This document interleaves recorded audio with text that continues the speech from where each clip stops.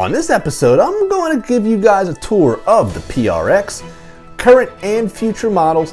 Also, I'm going to give you guys an inside look at the one that's going to be on the channel coming up in the future. Also, as a bonus, I'm going to give you guys the one watch that I wanted to get but changed my mind due to sticker shock. We're going to take a look at the entire lineup today on this episode of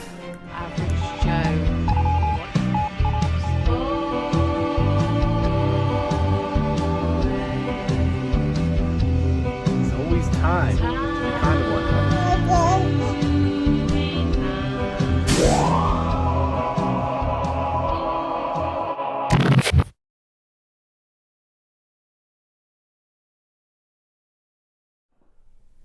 Alright, so before we get into the PRX lineup, if you're not yet subscribed to the channel, please subscribe and also click that like button, which is the most charitable way to help support the channel. And speaking of charitable way to help support the channel, I have this DIY Watch Club affiliate link down below. I've already built the diver watch with the fully lumed bezel, sapphire crystal NH35. And also I have the newest one, which is the pilot watch. And this one here actually has the AvgJoeWatchReviews custom rotor there. Check that out. Guys, great kits. These are the gateway to watch modding. Also, the Watch Nerd jigsaw puzzle makes great gifts. Click it down below if you're interested. And thank you in advance. Let's dive into the PRX lineup. Alright, so let's just first start off with the PRX that actually gave me sticker shock. And that is the one that's going to be released in June of 2022. This one actually has it's going to have the AvgJoe A05 H31 movement, the 27 joules and 60-hour power reserve. This one is actually going to be the 42mm chronograph version with two dial options, the blue dial with the white subdials and the silver with rose gold hands and black subdials, giving it the panda-like effect. This one is going to be coming in at, you might want to sit down for this, $1,700, guys. So, with that being said, I actually then changed my mind pretty quickly because with $1,700, I would probably get into some other watches at that price point. But that's not to say that this watch is not worth it. But I just know that I like the case shape. I like the fact that it's a birth year watch for me being born 1978. So I can still get into this watch at a much more affordable option.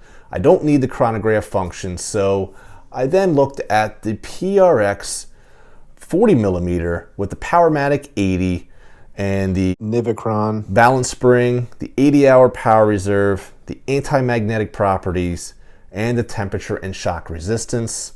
This one's going to feature the exhibition case back, the integrated quick release bracelet, and the single link with the interchangeable system. I'm actually going to go for the green waffle pattern dial, and these are coming in at $650.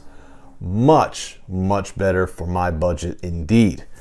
Now these also come in black at $650, silver dial with the rose gold at $675, the blue dial at $650, and the brown dial with the 18 karat solid gold, rose gold bezel. This is going to be fluted like the Rolex at $1,850, guys. So there you go with that. These are all part of the T Classic collection with a 2-year warranty. We get into some specs here. We're looking at 100 meters of water resistance, weighing in at 138 grams. Almost, well, it's actually 10.9 millimeters thick, almost 11 millimeters in thickness there. 40mm case diameter, 12mm lug width because of that integrated bracelet with the quick release system. Beautiful watches here, guys. So, in the springtime, April to be exact, which is basically another month away, we're looking at the Tissot PRX 35mm because for a lot of the smaller wristed guys, The 40 millimeters actually wearing larger than 40 millimeters. So Tissot decided to come out with a more retro, look, a little bit more true to the 1978 PRX, and these are going to come in at 35 millimeters. Just some slight changes, 5 new colors in the dials. You're going to get the all gold version. You're going to get the ice blue dial, silver with gilt accent dial, dark blue dial, and the emerald green. Also, they're only going to be coming out with the quartz version in April. You're going to have to wait approximately 4 months later for the automatics, and they're going to be more than likely being powered by the Powermatic 80.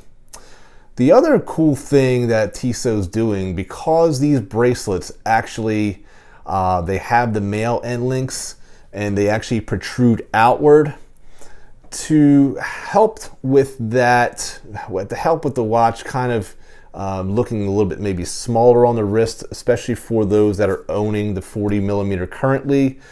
Tissot's actually going to be coming out with a leather strap that's actually going to be retrofitted to the 40 millimeter and also the newer lineup that's coming out in the springtime as well. So definitely stay tuned for that. And I hope you guys enjoyed the tour of the PRX lineup. I did forget one watch here, and that is the blue dial, fluted solid gold 18 karat. They're actually coming out with that one in springtime as well. Stay tuned for that one. That one, of course, is going to be in around the $1850 price point as well, because you're getting that solid gold. So I'd love to hear from you guys down below. What did you guys think about my decision to switch from the chronograph to the green waffle pattern dial? Also, I wanted to let you guys know that you can only get the waffle pattern dial in the Powermatics. The quartzes are only going to have the sunburst dial, so just a little bit of a variation there. So I wanted to hear what you guys have, or what you guys would choose down below. What are your thoughts? Thank you so much for tuning in, and always remember that there's always time to be kind to one another. Please take care of each other, and I'll see you guys next time on Average Joe Watch Reviews. God bless, my friends.